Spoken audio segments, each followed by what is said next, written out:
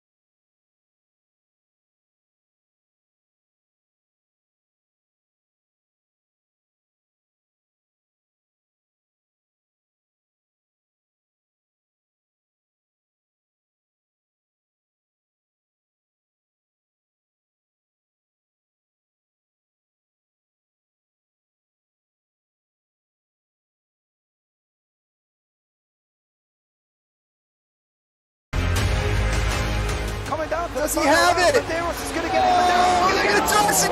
They haven't got it. He's on the outside line though, going into the fastest corner on the circuit. Surely this can't work. Dominic Ligner has got a sensational run outside line now though for the heavy braking zone.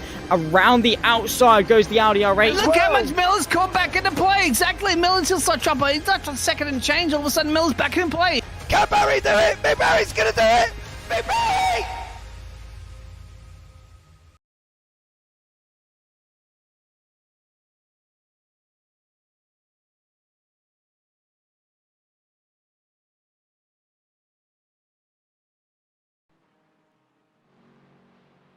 Good evening and welcome to the launch of the JPB GT4's Championship, and it is Media Day and it is live from Australia in Bathurst. It is myself and Callum Mileham here for the season of what plans to be an absolute epic season of racing. I will bring you up the schedule right now. We start off here for the Media Day at the 31st of May at Bathurst. Then next week we go to Monza for the GP circuit. Round 2 is COTA. Round 3 will be Spa in 3 weeks' time. Round 4, Imola. Round 5, Hockenheim. Round 6 will be Catalunya. Round 7 is Watkins, Glen, Boot. Round 8 will be Silverstone. Round 9 will be Zolder. And round 10 will be Jerez, the final race in 10 weeks' time after this one, when we will decide who will be the champion of this absolute epic event. Don't forget, guys, this event is sponsored by Sim Racing Community. You can go and check them out on the link down below as well. Get yourselves involved in all your sim racing action there as well. And there is a Discord run by our very own Tom Weston. You can get yourself involved and find out when everybody's live, what leagues are available, and it gives you the whole rundown of everything about the sim racing community itself. Good evening, Phil. Good evening, SRL TV. Now, is that John Brown or Dan Mould? Good evening and welcome, JP. Welcome, VJ. I'm not quite sure what I've done to be welcomed back to it, but there we go. Overall, though, what have we done with the format? Well, we know the Clios, there is 3 20-minute races. Well, the GT4s, we have decided qualifying 10 minutes. Okay, so they will have 10 minutes of quali here on the racetrack. Heat 1 will be 15 minutes long. The grid for Heat 1 will be set by quali. Heat 2, the grid for Heat 2 will be set by Heat 1, and that will be a 45-minute race with a mandatory fuel stop, because they won't have enough fuel to go all the way, because we make sure they don't. So they will have to stop for fuel. Tyres is completely optional. It's completely up to them whether or not they do tyres, but they will need fuel. Right, after you've listened to me ramble on long enough, let's bring Callum into the booth. Good evening, Callum. How are you, sir? Good evening. Yeah, pretty good. I'm looking forward to tonight, especially seeing different manufacturer cars battling out across what is a fantastic track, and it's actually my first time being here, so really looking forward to this. Yeah, it should be absolutely amazing. We've got the likes of Altitude Esports, Triple P Racing, Project 88, Team SRL in the likes of Alan McCain and Arthur Ferdel, who's not here this evening. Air Smart Racing and Air Smart Racing 2. Blade Designs are here as well. No Pace Racing with Jamie Dengle and also Ryan Dudley are also here as well. So there is a mix of teams here this evening. Is Dan, says SRL. Good evening, Dan. I hope you're well. So there is a mix of teams. There is a mix of drivers, there is a mix of AM and pros. The pros are in the green, the AMs are in the orange. For this one, I know in the Clio Cup we have green and red. Well, we've decided to go orange and green this time around, because just purely because I think it looks great, not gonna lie. But there we go, we should be an absolutely barnstorming evening of racing. Callum, what are we looking for here at Bathurst? Tough track, especially up through the mountain section. You know, they've got to be sensible. Yeah, they certainly have. I mean, when you go through the mountain section, you're ideally looking for these cars to keep a single file line and keep it nice and tight through there. You don't want to see people going 2 or 3 wide. Don't get me wrong, it's thrilling and exciting for us and those at home, but it ultimately could cause a lot of carnage, especially if it's one of the higher up cars that are trying to battle out for maybe the lead or sort of top 5, then that could cause carnage for the rest of the grid. So hopefully we don't see that, but we're looking for some nice clean racing around here, and if everyone can get their timing correct on braking points for a lot of those tight corners, then I think we're in store for quite a cracking race tonight with, like I mentioned, all the different manufacturer cars on track today. They've all got their own characteristics, but to add to that, you've also got the characteristics of each driver behind the wheel. So there's a lot in play tonight, so it'll be really entertaining to watch. Yeah, it definitely will be there. As guys, don't forget, we've got McLarens, Mercedes, Porsche, BMW and Aston Martins. We've got a full house.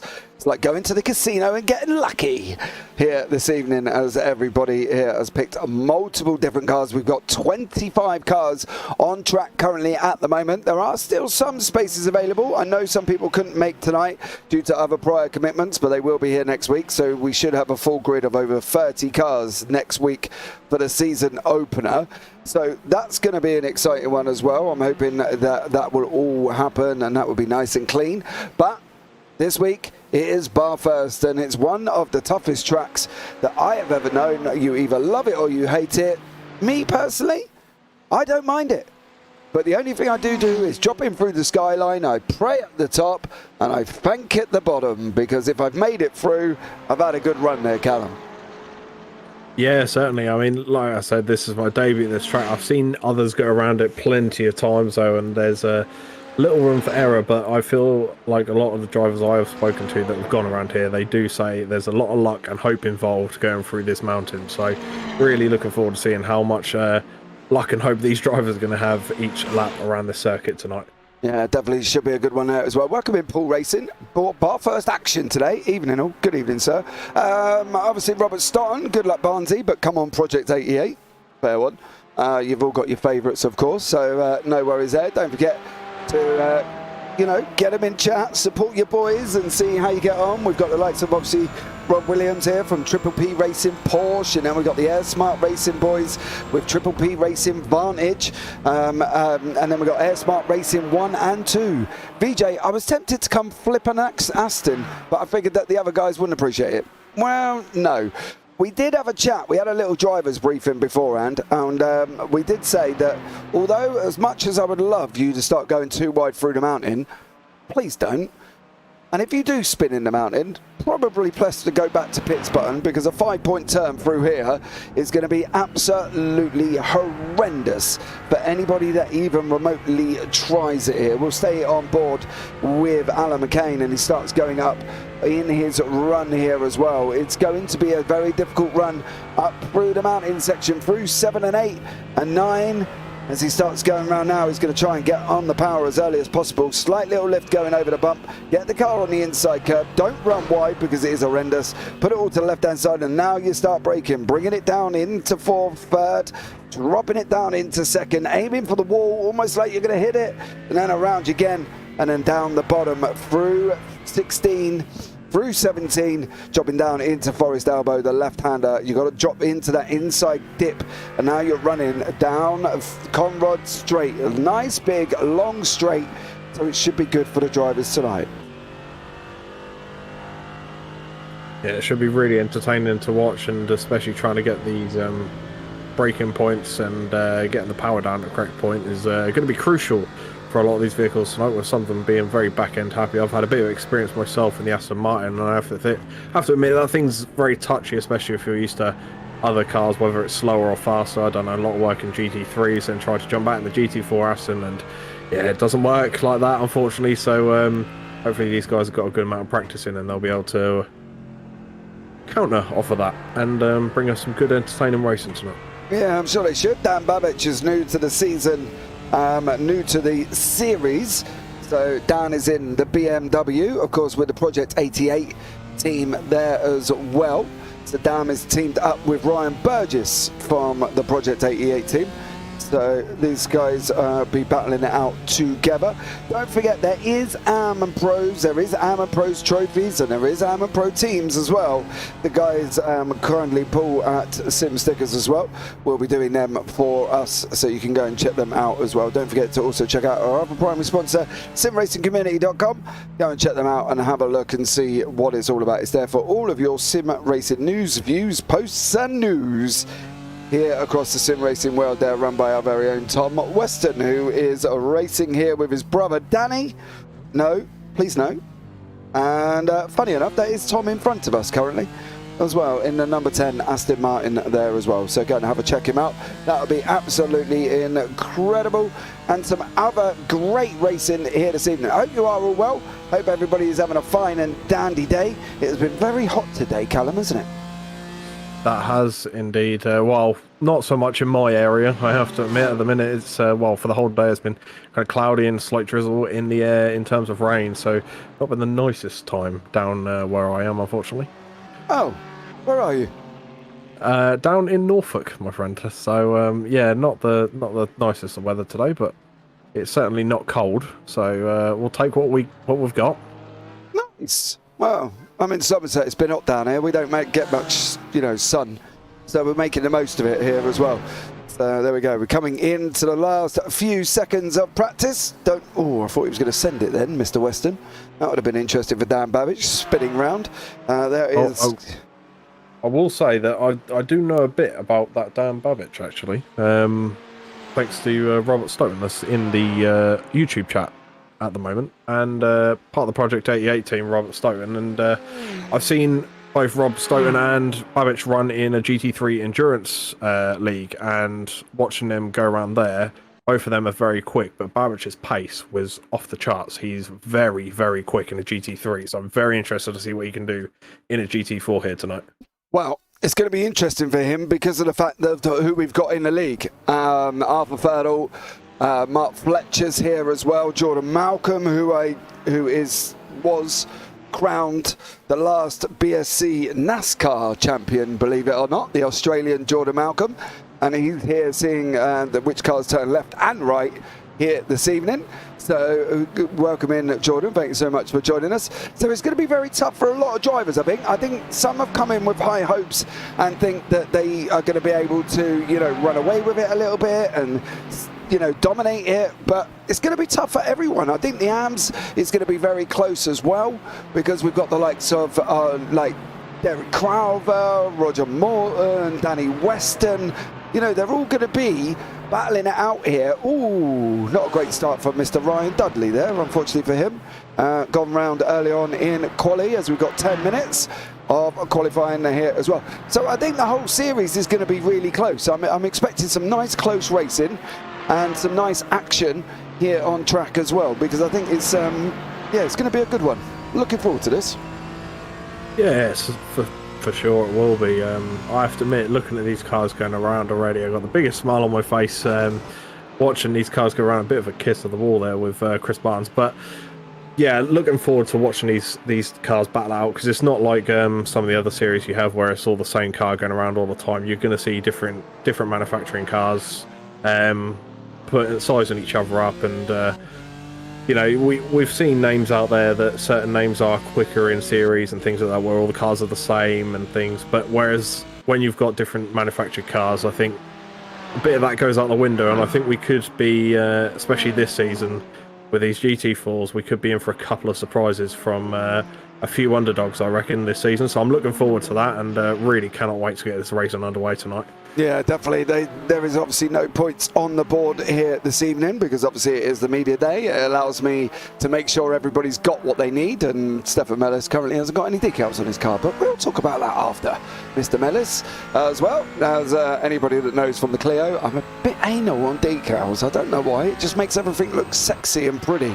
But it's good to see Chris Needham from Air Smart, the owner of Air Smart Racing, has got them on his car there in the Porsche as well. I think that's what makes GT4 so interesting, is the fact that there's so many different manufacturers. There's so many different things that, could go wrong with many different cars. The Porsche could do Porsche things. 1 minute you're running around and everything's fine. Next minute you want to spin around and it's going to kill you. The Mac over at the hands of Mark Fletcher. Anybody knows that could go completely wrong at times as well, and generally 9 times out of 10 it might do. The Aston Martin is a bit real happy. There's lots of different things here with lots of different cars. BMW, on the other hand, is BMW is just I don't know, sometimes it reminds me of a house brick on wheels, to be honest. I feel like the BMW is a bit of an all-rounder in a way. I haven't had the privilege of testing that car myself yet, but from people that I've spoke to that have driven it, I've heard it's a bit of an all-rounder. Like, it doesn't excel in certain departments unlike other cars. So for example, like the Porsche in GT4s has very good acceleration out of corners. Aston, a similar case for them as well. So whereas the BMW, it's kind of just average. It's just met in every category. It gets the job done. It gets you from A to B. It'll take you down the road to Sainsbury's and back, and that's about it. But it won't do anything further. Yeah, definitely that as well. Welcome in, Craig Jones. How many times has my good friend and colleague Roger Morton crashed? Well, none so far, because we've only just started Quali. So there we go. You'll be pleased to hear I fixed my livery for the GR86. No more Dupe Cat on the back, and SRL logos the right way up. Nice. Thanks, VJ. Well done to him. And Miles Owens, good luck to the busman, aka Marnik Heister, who is driving for the PRT Platinum Racing in the Aston Martin there as well. We should start times coming through thick and fast very shortly. I think Mark Fletcher will be the first boy on track, or first man I should say, rather than a boy. He turned 35 the other day, on track to set a time. So hopefully for Mark, he will get a good one on the board. He does instantly on pole with his teammate Adam Hedgecock right behind him as well. And Manik Heister there, Cabernet de Launay is also up there as well. So it should be an interesting one. We're waiting for the first AMs. Danny Weston sets the first AM time of a 2:18.563. Ryan Burgess also goes across the line. Arnold Chagnon is here this evening as well. So times are coming in thick and fast. Round about 2:14, 2:15 seems to be the benchmark. Everybody else 16, 17 and 18 on from there. Yeah, I did see some times in the practice just before this where some people did have a couple of 2:13s on the board, so wouldn't surprise me if we see a couple of last minute times that are going to be putting people right up there in podium positions. So looking forward to seeing what these guys can bring. As you can see, there's still people putting in some good times of a 2:15.9 flat there for Jordan Malcolm, and Ryan Dudley on a 2:16. Dan Babick, again, like I mentioned earlier, strong racer, 2:15.4. So there's definitely some quicker times to come out of these cars yet, I reckon. I don't think we've seen much of it. This is just these guys warming up on track at the moment. Yeah, I think you could be right there as well. Welcoming our Fertile. Just checking in between sets here. Wish I was there to knock Mark off the top. Be interesting as he's got purples across the board. Craig Jones, these cars look awesome. Well, if he wasn't working late, Craig, you can get yourself involved. But unfortunately, due to working commitments, you're not able to. So you just have to sit back and enjoy the action here this evening, mate, as Mark Fletcher is on purples all the way across currently at the moment. He is flying. I'm expecting this to be a late 2:13, if not a 2:14.1. Let's see what Mark could do when he goes across the line. What do you reckon? 2:13? 2:13.9? I reckon Mark's got it in him, yeah. 2:13 area, no. Poor final sector, unfortunately. Yeah, 2:13.7. Oh, no, he did get it. Yeah. He did get it. Okay, I thought he wasn't going to get it. No, you have to wait. The line's a little bit further up here, so we have to give it a minute for them to come across the line. Adam Edgecock, 2:16.1 for him. Jordan Malcolm in the McLaren. He is here going down the Conrad Straight as well, the Australian, of course. We have got a mix of countries here this evening. I think that's quite a interesting thing as well. We've got Australians, Croatians, Dutch, Northern Ireland, French, Belgium, and of course the good old United Kingdom is represented here tonight as well. So there is all the way across the board getting multinational here on the JPB YouTube channel with the JPB leagues currently at the moment as well. So absolutely flying. Great job from everyone. Just waiting for the more times to come in. We've got 2.5 minutes. If they're not going to be across the line within that time, I think the last one to possibly might get there, maybe Mr. Williams, but I don't even think he's going to get there with a 2:19. I think it's going to be in 19th place ahead of that, which would be Danny Weston. I think he's going to be late out as well. I think it could be anybody from 11th, Ryan Burgess, who isn't going to make the next one, and that's not going to help either. Spinning off there as well, one of the Jason Haddington. So unfortunately, that is Ryan Burgess's lap done and dusted. So yeah, should be a good one. And see how they all get on. Stuart Rice is currently down in 22nd place. He's going to be coming across the line very shortly for the Triple P Racing Vantage team. Obviously, Vantage, Aston Martin.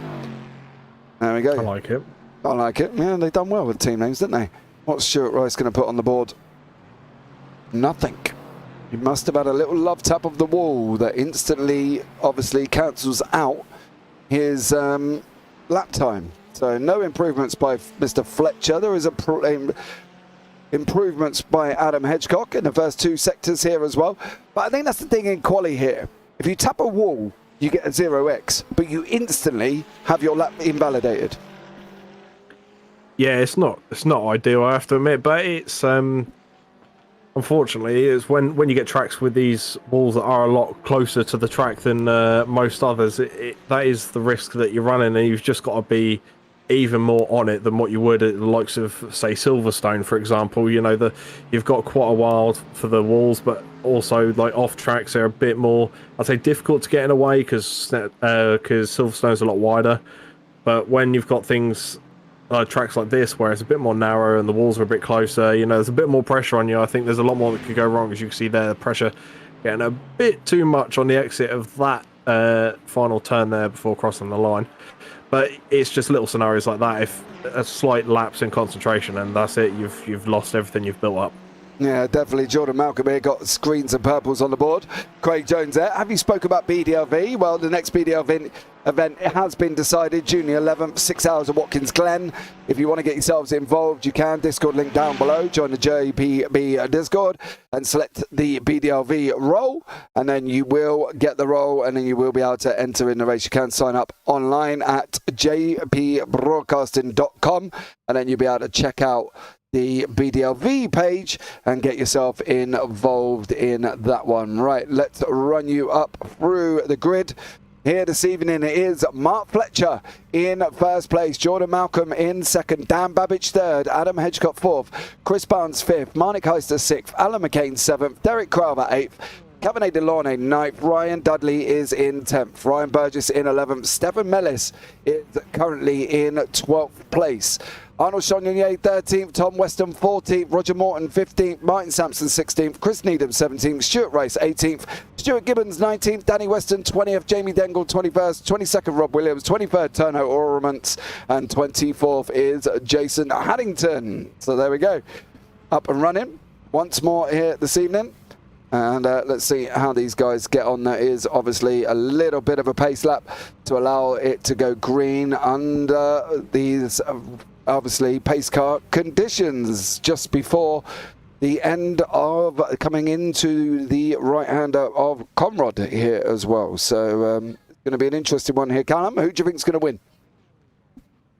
Oh, early doors. I think, though, with the sheer pace that we've seen in practice and qualifying, I've got to back Mark Fletcher, who starts pole, because he was a second clear in both practice and qualifying. So I've got to back Mark Fletcher. But obviously, I do have a soft spot for my teammates that are out there today. Hopefully, Barnes can bring it back for the AMs. But yeah, I have to admit, overall race, it's got to be Mark Fletcher with that pace. It's got to be. Right, I'm going with Jordan Malcolm. Let us know in chat who you think is going to win. Who was the grey, guys, or just that visual glitch? That was a great visual glitch. I have corrected that as well. For some reason in the overrides here, when I did, it's picked up that apparently I labelled one of the boxes grey, which I have corrected. It was everybody in a BMW. So Babbage, Crowther, Delaunay all had grey boxes, but obviously they will be back to normal running currently at the moment. Mark Fletcher is the pole man. Everybody waiting patiently here, and Mark will be the pole man going through. Jordan Malcolm tucking up and staying with him as close as he possibly can here. It's going to be an exciting one as we get ready to go green, ready to go live, ready for the opening round of the GT4 Championship, live from Bathurst on the JPB YouTube channel with myself, James Parfitt, and Callum Mileham in the booth. VJ there, Jamie Dengle for the win. Gotta hope, maybe. Never know. Never say never, dear sir, especially with the walls of Bathurst. But Jordan Malcolm's keeping Mark Fletcher really honest here. Fletcher's gone. He took an ounce of gap and he is gone already. And he is underway here this evening as well. Marnik Heister trying to go up the inside of Dan Babbage. Not entirely sure that's a good idea as he goes into turn one. Him and Adam Hedgecock made contact as well. Unfortunately for Marnik Heister there, he went a little bit too excited into turn one. As you can see the cars coming down that straight now into turn two, and it is Fletcher, Malcolm, Babbage, Barnes, Heister, Dudley, Crowther there as well, and Adam Hedgecock down 10 places unfortunately for him as he's going now as well, sitting in 15th place. He's the only man to go off track, and it was contact with Marnik Heister, who's gone in deep into turn one. He's going to leave a position to Ryan Dudley and Derek Crowther rushing up for the first time into the cut in here. Callum, not a bad opening start, but poor for Adam Hedgecock. Yeah, it was unfortunate for Hedgecock there, but I have to admit, what a start from the rest of the grid so far. Fantastic stuff that we've seen already, and now seeing them go through the mountain for the first time. This is where things get tense, and the one thing we said we want to see is single file racing, and not too much risk side by side, but we're already being treated to many risks in the opening lap. So that is really just putting into perspective what could happen for the rest of this race, because things are just keeping the intensity at high levels. I know we're still on the opening lap, but the pressure that these guys are putting on each other going through the mountain is incredible for a race that means no points on the board. It's definitely going to be tense between a lot of these drivers, I have to admit. Yeah, we did ask if they didn't want to go too wide through the mountain, and unfortunately for Stuart Gibbons, it looked like it did not work out there. Mr. Gibbons in the 57 McLaren. There at the back, just goes in too hot, hits Martin Sampson, goes round and into the wall in turn one. Unfortunately for Mr. Gibbons, that was all on you, sir. A little bit over braking yourself there as we go down the first time down the Conrad Straight. On board with Cavani Delaunay in 11th place here. He has got currently Arnaud Chagnon in front of him from Air Smart in the Mercedes. BMW versus Merc. Who's going to be able to get it? There's an off track. Oh, Stefan Mellis, stop! Oh! Wow, what a slide that was. We've got to see that one again. What a slide that was. I don't know where he came from, where he was going, or where he finished. No, he was literally far too hot here. He goes on the grass, there's no stopping it. He misses Adam Hedgecock.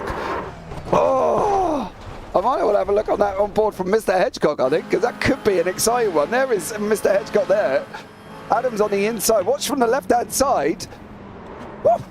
Oh.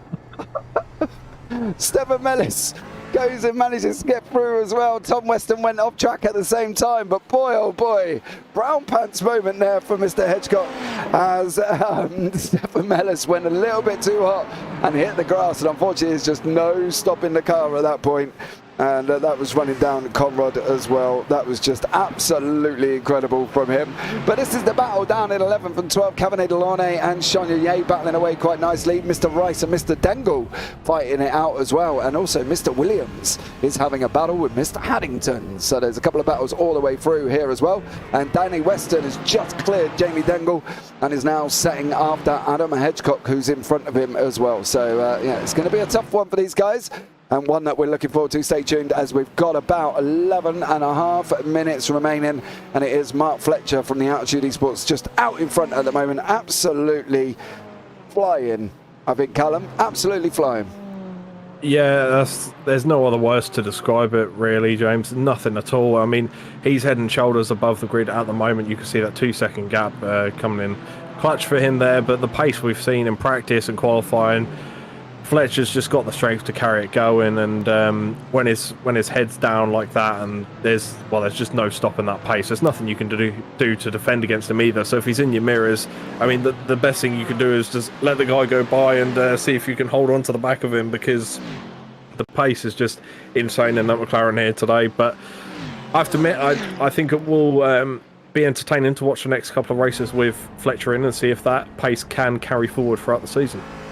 Yeah, I'm sure it will. Mark is incredibly quick. As I say, we're looking forward to the battle with Arthur Ferdle and Mark Fletcher, Jordan Malcolm and Dan Babbage. I don't think anybody's got the bit here as well on Dan Babbage at the moment, on Mark Fletcher at the moment. Mark is just flying away out in front currently as well, doing an absolute stellar job there as well. Cavani Delaunay still fighting it out. Now he's got Adam Hedgecock for company as well. Chris Needham from the Air Smart chasing down the Triple P of Stuart Rice. Chris here as well, the pro, chasing down the arm. Let's see how that one works out. Did Adam Hedgecock get Delaunay? That's the question as they come over the hill. He did not this time around, but it did Delaunay. Look at making a move at Chagnon. No. What about Rons? Can he defend or go at Chris Needham here? He's letting him know that in that BMW he is here. He's not going to make it this time around. It is just to sit and stay there for a minute. Oh, Roger Morton. Ooh. Mr. Morton around the final corner of Murray's onto the curb he goes, manages to keep it out the wall.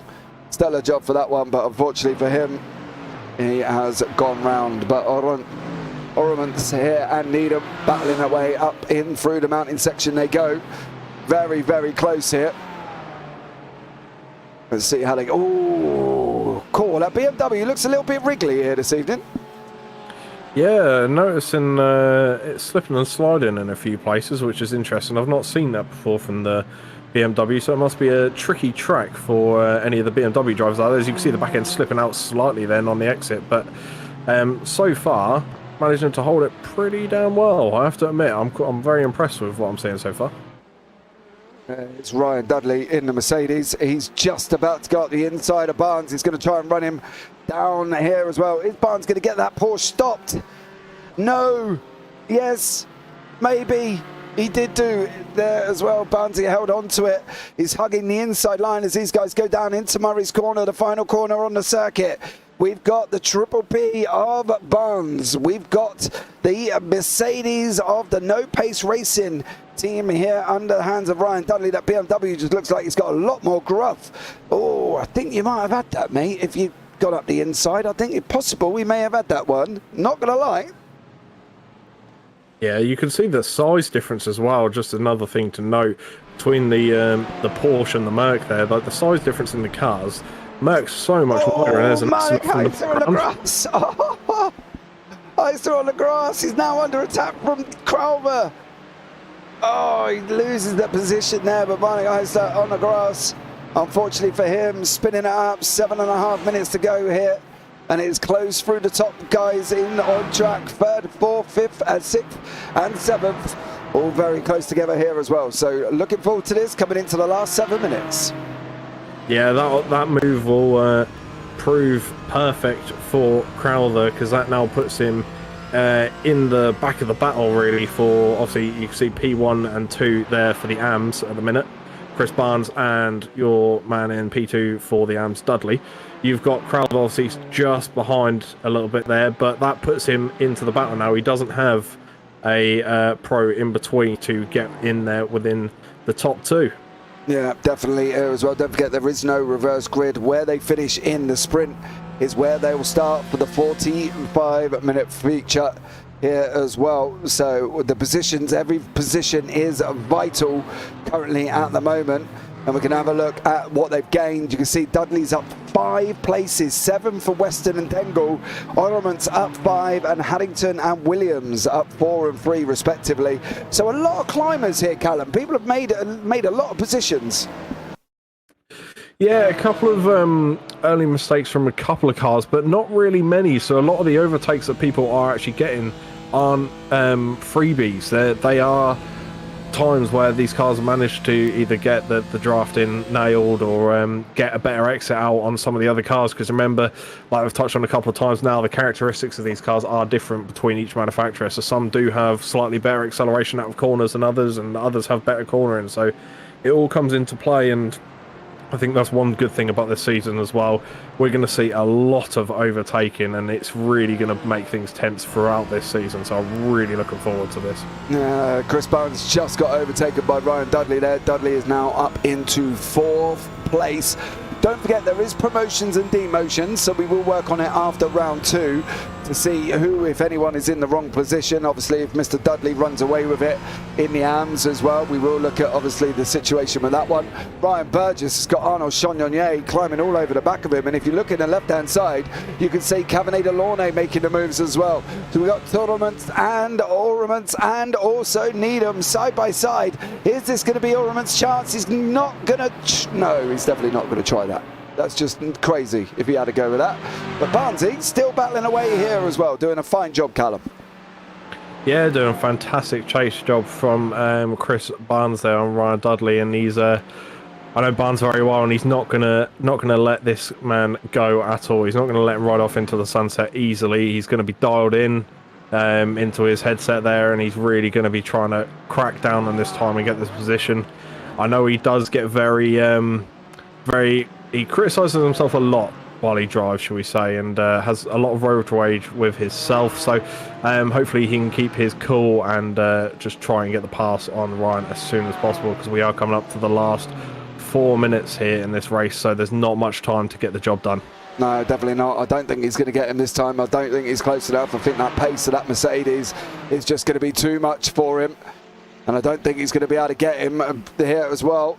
Dudley's trying to hug the line. He gives him the room. The door's open, mind you. Barnes wants to have a send. He's not going to have it this time around. Caveney defending hard from Hedgecock here as well. Oh, stay off the grass, Mr. Hedgecock, sir. Don't forget you can go and check out all Adam's work as well. He does sim photography, and he does it for the JPB League and multiple other leagues as well. As you see, Chagnonier just about maybe lose a position. Delaunay's on the grass. Oh, one move around the final corner, unfortunately, for Caveney Delaunay. He is down in 12th position there. And now it's Derek Crowther being chased down by Marnik Heister here, the Pro and Am. Crowther is the Am, Marnik is the Pro. Here as well as they go rushing up into turn one. Crowther's on the defence here, Callum. You can see him hug the left-hand side of the track. Oh, contact. It's not good at all there. That's the Aston gone and out of the race by the looks of things. No, not entirely sure if the door was open. It was open. Crowther comes over to defend the line, and unfortunately, just a little bit of contact, and that has done that one there for Marnik Heister. He's now going to have to start pretty much round the back of the grid. Mr. Weston and Mr. Dengle. Don't worry, I have mentioned to Mr. Dengle he doesn't have any decals on. I'm sure it will be corrected for next week. Here we go into round one. Obviously Tom Weston there from Sim Racing Community, the primary sponsors of this evening. Please go and check them out as well. That will be absolutely incredible as we battle it out here as well. As we're going into the last 2 minutes, we're going to have this one and one more. And that will be all she wrote here for the opening round of racing in the JPB GT4 World Series. And what an opening round it's been. There's been a lot more, I think, to be honest with you, there's been a lot more overtakes than what we were expecting. We thought they might be very uniform, very, you know, straight the way through, but it's been a lot cleaner than we were expecting. Yeah, I have to admit, I think I was expecting these drivers all bit of wall contact there. They're going to be side by side now with the momentum disadvantage there from after climbing with the wall. But I have to admit, I came into this expecting people to be a bit more passive, but no, I was proven wrong quite evidently, and you can really see how hard these guys are pushing. And like you say earlier on, even though there's no points up for grabs here, there's still bragging rights really on top of some of these drivers on top of others. So yeah, these guys are really going for it, and I mean this is just another great time as well to mention that this series and this season in general is going to be fantastic, because you've seen how many overtakes we've got on a track that's tricky like this, that's pretty tight in terms of overtakes. Imagine what it'll be like on an open track. You know, the sky is your limit with this class, and I really think we've got a good season on our hands here.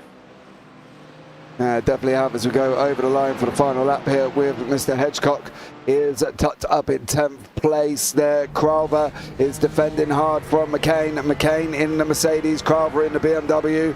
Here Adam Hedgecock is trying to go around the outside of Chagnon. Not this time around. Is he going to try to cut back and come up the mountain? It was one of these things we were requested not to do, but they don't listen to us. How is this going to work? Is Chagnon going to leave him room? He is. Is Hedgecock going to ride it? He did. But now he's going to drop back into the hands of Caveney Delaunay and needs to be a little bit more careful as he's going now through the mountain section. It is going to be as they were through there. We will keep an eye on your leader. He is coming round Forest Elbow at the moment, while these guys are just about starting into the most horrendous part of this circuit. The coming round into the skyline is the bit where you pray at the top. Oh, Chagnon, last lap, no! Big crash. That is not what you want to see, especially on the last lap. Looks like McLaren's going to be able to hopefully limp it around. No, he's not going to be able to. That front right wheel is just way too far gone. That was a very bad angle. No, Mr. Chagnon gets on the grass. Watch Hedgecock. Tries to avoid him, doesn't. Chagnon comes back through. He also doesn't like the fact as well that Chris Barnes has also been off on the final lap as well. For Chris Barnes, unfortunately, he's gone off. He's done the same thing. Oh, Barnesy. But it is going to be Mark Fletcher's going to come over the line, take the victory here, and he did. Jordan Malcolm second, Dan Babbage in third in the pros. And it's going to be Ryan Dudley in the AMs here taking this victory. Dudley there taking first place with Crowther in second. At least one of the Triple T. He did actually make it across the line, did Mr. Barnes. All battered and bruised, mind you, but he did successfully come across the line here, Callum. Yeah, I think he got a bit lucky with the incident as well, because the way he hit the wall was almost head on. So a lot of people know that if you hit the wall head on in iRacing, the damage is limited in terms of like damage on your steering that's the main thing. As you could see, obviously McLaren didn't come out very well there, hit the wall side on, and its wheels at a 45-degree angle. So whereas Barnes hit it square on the front of the bonnet, so luckily damage limitation for him, and he was able to crawl across the line there to finish. I think P3 for your arms. Yeah, it was. So there we go. Roger Morton coming over the line. Final place for him. And he does take the final position here this evening as well, does Roger Morton. So we can bring you up the results of race 1. And it is Mark Fletcher is your winner with Jordan Malcolm second, Dan Babbage third, Ryan Dudley fourth, is the leading AM, Derek Carver fifth, Alan McCain sixth, Chris Barnes seventh, Ryan Burgess eighth, Cabernet Delorne 9th, Danny Weston 10th, Jamie Dengle 11th, Tom Weston 12th. Tom got beaten by his brother there. Chris Needham 13th, Toro Orements 14th, Stuart Rice 15th, Martin Sampson 16th, and Rob Williams down in 17th place. Jason Haddington 18th, Roger Morton 19th, Arnold Chagnon, Adam Hedgecock, Marnik Heister, Stefan Mellis, and Stuart Gibbons all did not finish the race there as well. So let's see what happens here. I know Marnik Heister cannot do the race 2 due to an early start in the morning. So for Marnix there, it will be dropping out. But not a bad opening race, to be fair. I think that was pretty much ideal. Yeah, like we were saying towards the end of that race there, it was people were coming out these pit lanes, delivering a lot more than what I expected for certain. But I have to admit, we have not been disappointed in the slightest in this first race. So all to play for this second race. One thing is going to be good to look out for is the pace of Fletcher. See if anyone can try and from early doors get in front and see if anyone can defend against Fletcher, having the strong pace that he did have in race 1. If someone can get off the line quicker and get in front of him, then it would be interesting to see how long they can defend for, I think, with the pace of Fletcher today. So that's one thing I'll be looking out for in race 2. Definitely. Well, let's bring your winner from race 1 into the booth. Mark Fletcher. Good evening, Mark. How are you, sir? Good evening. Very well. A little bit tired after that one. So, yeah, not looking forward to 45 minutes of that. Yeah, and you got a pit stop in the middle somewhere, mate. Yeah, so I'm going to have a sip of my lemonade when we do that. And, yeah, hopefully we'll do exactly the same as what we did in race 1. How difficult is it, Mark? We sit here saying about it. We talk about it, obviously. How difficult is it being in the car there when you're racing up through the mountain? You can't blink. Before you get Skyline, the two left-handers, they're so maximum commitment. If you get it wrong, you're going in the wall. And, yeah, you don't want to be, going off at Skyline. Coming down the hill, it's super important that you get the dipper right. But, yeah, it's a fun lap. But, yeah, it's one that you've got to be on your toes for all the way through. Right, well, you've got to be on your toes for a 45-minute race, mate, and a pit stop. Good luck to you. Hopefully, we'll talk to you after. Wonderful. Thanks, James. Take care, mate. Cheers. Right. Now, I want to have a chat really quickly with Mr. Adam Hedgecock, who had a bit of a rough one on the opening lap there, sir. I did. Me and Mark are trying to have a conversation, Well, I'm sorry, mate. Interviews are paramount. You know that. They take priority. Yes. No, it was an exciting opening corner. Well, Marnik Heister did apologise. He said he missed his braking marker. Yeah, I hadn't checked the Discord. I pinged him a message in Sim when we finished. Being polite as I could, saying like, if you're going to send it at turn 1, make sure you can get the car stopped. And then he pointed me to Discord to say I'd apologise. So it's all good. It's a media event. It's no biggie.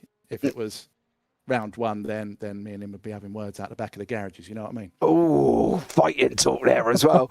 And then, unfortunately for you got caught up in a very unfortunate spin from Arnold Chagnon at the top of the mountain.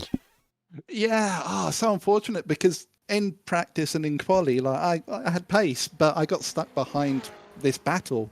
And once you're in that draft train, it's really hard to pass because you can't do it on the mountain, and the cars are so equal on the straight.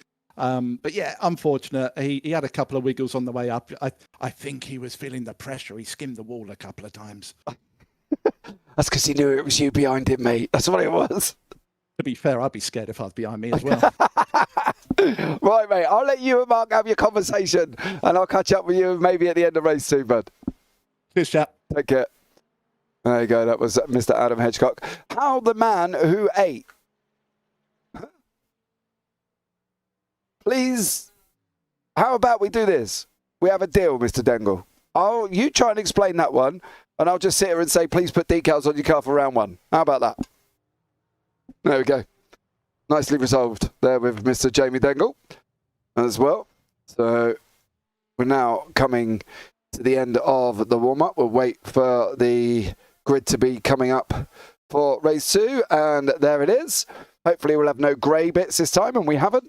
Mark Fletcher is in first, Jordan Malcolm second, Dan Babbage third, Ryan Dudley and Derek Carver, 2 AMs in 4th and 5th there, Alan McCain 6th, Chris Barnes 7th, Ryan Burgess 8th, Kevin Lawney 9th, Danny Weston 10th, Jamie Dengle 11th, Tom Weston down in 12th place. Then beyond that, we've got Chris Needham 13th, Torno Ornaments. I'm sure he's going to message me and go, James, that's not how you say my name. In 14th, Stuart Rice 15th, Martin Sampson 16th, Rob Williams 17th, Jason Haddington and Roger Morton 18th and 19th place, Arnold Chonier 20th, Adam Hedgecock 21st, Barney Geister 22nd, Stephen Mellors 23rd, and Stuart Gibbons is in 24th. And apparently our very own Callum Mileham down there in 25th, doing some racing and commentary at the same time. So well done to you, Callum. Good job. Hey. Yep. I'm going for Mileham for the win. Yeah, he's a long way back. I'm not quite entirely sure what he's going to be able to do from that. But here we go, guys. We have got now the pace lap here as well. 45 minutes of racing to go here.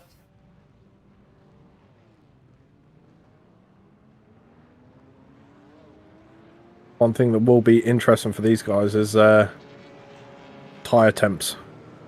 Tyre temps and tyre wear. That'll be interesting to see what happens with some of these cars. Yeah, definitely. So you're going to find out what happened here as well. Ormond's jumped to the pits there. I'm not entirely sure what happened to him, but here we go for the 45 minutes of the Bathurst, with a pit stop here as well. Jordan Malcolm's got to try and get Mark Fletcher this time. He backs everybody. He's got his little fast pace about him. Is he going to get underway as soon as he goes round the final corner? Malcolm needs to get his nose in front here to cover the fact that Fletcher's going to go. Malcolm, back up, he's gone now. There we go, we are going to be underway. A slight little mistake from Malcolm. He went too far, hit the brakes, and as soon as he hit the brakes, Fletcher went. And that was it. He was off. Out in front currently at the moment. Chris Barnes sitting in third in the AM, 7th overall here. Everybody made it through turn 1 this time. Absolutely great start from all of them there as well. And what an absolutely stunning opening lap, or opening start by Mark Fletcher. He's away and gone already here, Callum. Yeah, that's the reason I picked the man in race 1 to win, because his pace is just incredible, and he's managed to keep it up all night so far. So it's fantastic to see, and such a good point to start with in the season. But I take part of that back because it looks like he's been overtaken for the lead. Oh, Jordan Malcolm's got him. Jordan Malcolm got Mark Fletcher there. Where did I think that was in the entrance to the mountain. I think that was that first right-hander. Must have been around there, because we were just watching the cars as they coming round, and I look up and the names are swapped. Oh, he's in the wall. Fletcher's at the wall. If you watch, he bounces in front. There he is, there going up the wall. And we've seen that McLaren go into the wall earlier, and you saw how much of an angle those wheels were at after the collision. So how much of an effect is that going to take on Mark Fletcher's car? We'll see if he goes into the pits early doors, see if he needs any repairs. Hopefully he doesn't. Haven't seen any meatball flags anywhere around, so he's good to carry on, and the wheel looks fairly straight as well. So hopefully damage limitation there for Mark Fletcher on that wall. Hopefully nothing too bad, but we shall see what happens coming up in the next few laps. Yeah, he looks like he is running straight currently at the moment as well for Mark Fletcher. Further down the order is Stuart Rice has made a good old barnstorming battle with Jason Haddington. Is he going to be able to get him up the inside? Down the Conrod he goes. You picked up the slipstream, mate. Now you got to go for it. You can't get any closer. The only place you can to go is now round him. Is he going to be able to go round him into the chase? He's gone on the brakes. Is he going to make it through? I think Haddington might have a little bit too much. Hedgecock's moved up as well, but it is Rice has gone round the outside of Jason Haddington, and what a move there. And now Williams is going to come through as well, down into the final corner from the other Triple P, and poor old Jason Haddington's going to get sick of staring at the back of green cars at the moment as they've all just gone past him, and now Roger Moore and his teammates having a go as well. Poor Jason Haddington has gone down the order like a lift with no brakes at the moment. He's just gone down again. So incredible. I have to admit, I've got the biggest smile on my face seeing two of my teammates coming through there. Fantastic work from those two. But I did notice, I'm not too sure if he has got some or not, but there might be damage on the front of that Mercedes. I noticed the nose was caved in a little bit there. So there may be some power damage in terms of the Mercedes there. So a bit unfortunate for that. But so far, Malcolm's doing a pretty good job to hold Fletcher off. This is the question I was raising before this race, is if someone can get in front of Fletcher, how long are they going to hold it for? Well, unless Fletcher's going to get past down the straights, he's not going to get through going through this bit. I can tell you that much, because it's definitely not going to happen. So, unfortunately for him, you know, let's see how he gets on, but it's going to be a tough one. Tom Weston is also in the mix with Ryan Burgess and Chris Needham behind from Air Smart Racing that as well. So it's going to be tight little battles all the way through. Ormond is in he's out on track, but he's a lap down currently at the moment. I'm not entirely sure what happened to him. He just went straight into the pits and jumped in, and unfortunately now he's down the order, so tough there as well. Marnik Heister is obviously wasn't going to be able to start race 2, unfortunately. Malcolm's hanging on, but there's Fletch there. What is Fletch going to be able to do? Is he going to? Malcolm's hugging that left-hand line, avoiding Fletch as much as possible. He really needs to keep that left-hand line if he can, and it is Jordan Malcolm out in front. Still out in front here as he goes into the chase with Ryan Dudley, Dan Babbage behind. Barnes is coming through as well. Crowther Weston once more here as well. There's Tom Weston as Chris Needham comes up behind him, and then Adam Hedgecock's up 6 places at the moment from the back of the grid from where he started, so not bad at all. Not bad whatsoever, and yeah, this race is pretty tense between all the guys out on track at the minute. I mean, Fletcher's just posted the quickest time as well, but one thing I do want to bring up is how Ryan Dudley, for an amateur, he's sitting P3 at the moment overall, so he's managing to hold off Babbage as well, which is pretty impressive. Yeah, Dangle's just about to lose a position to Kenny Launay. Launay, is he going to be able to get through this time? They're going to be running 2 wide with Burgess sitting behind them, and these group of cars with Hedgecock bringing up the rear, it's going to be 2 wide going down the straight now into turn 2. We've got Dengle on the left, Burgess is behind him, Delaunay's on the left hand side in the brightly coloured BMW. Chris Needham is looking at making a move around the outside as well. Is he going to be able to get that stuck?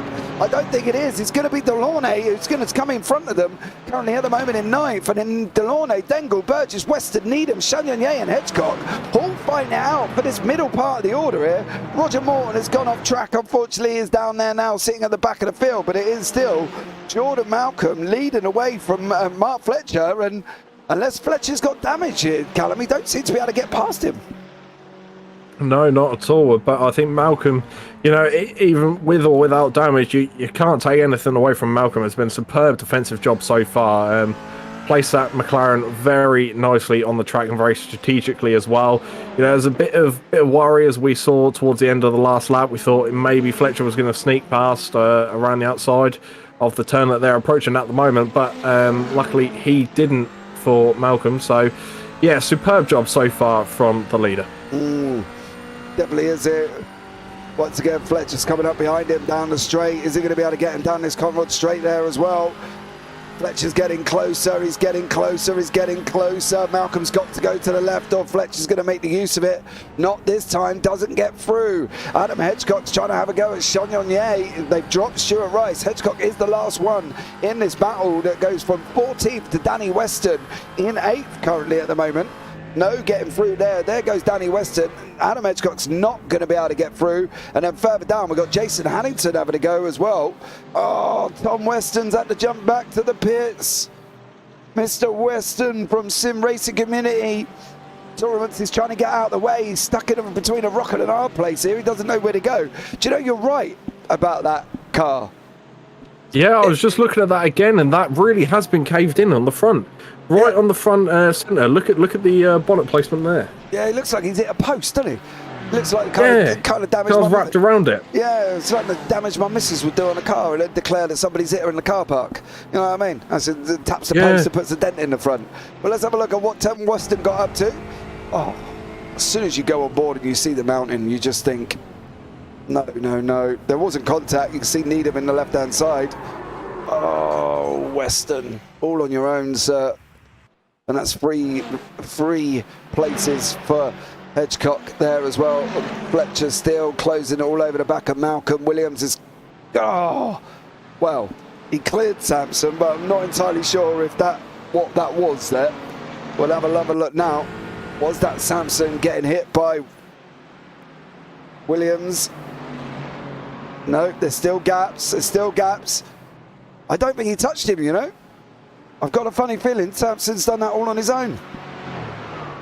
Unfortunately for him. So Sampson in the pits. Malcolm still holding on from Fletcher for first and second.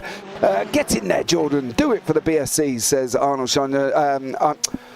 Brusso in chat there as well. And Milky1616, welcome him. Come on, SRL crowd. Supported Alan McCain, who's currently sitting down in 4th place, trying to get hold of Ryan Dudley in 3rd currently at the moment. No Arthur Furtwell, of course, tonight. He's out playing tennis, of all things. So there we go. And we have got actually Martin Sampson in the booth here. Mr. Sampson, hello. Hello, I've just thought I'd quickly drop in and say no, it wasn't on my own. That didn't look like there was contact.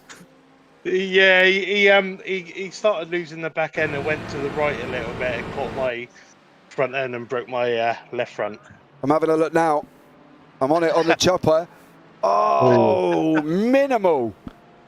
Minimal contact, but it was enough. Yeah, what are you going to do? Wait for the repairs to go back out? Oh yeah, I mean, I only brought this car yesterday, so I haven't really had any practice. So I thought, get a new car and then try and do something. Well, they've all got a pit stop to make as well, mate. You've already made yours. Well, yeah, there we go. You know, it's a blessing in disguise then, really, isn't it? Yeah, last to first challenge. Probably, well, maybe last, maybe try and get 1 place. You know, I doubt it though.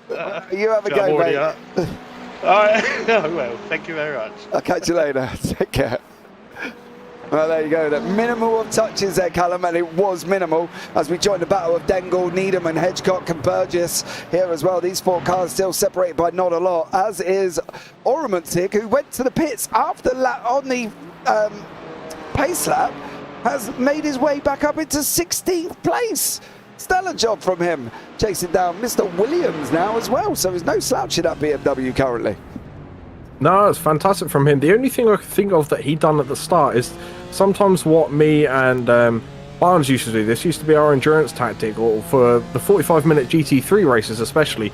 We would start in the pits, and we'd start the race from the pits, let the carnage happen after the first, take it easy on the first lap, and then we'd put our foot down and start to catch the pack up. So my only thought is that maybe he's done that, started from the pits and worked his way up after the first lap in case of any carnage, because we know what this track is like for carnage. We've seen a bit of it so far, and there's some more.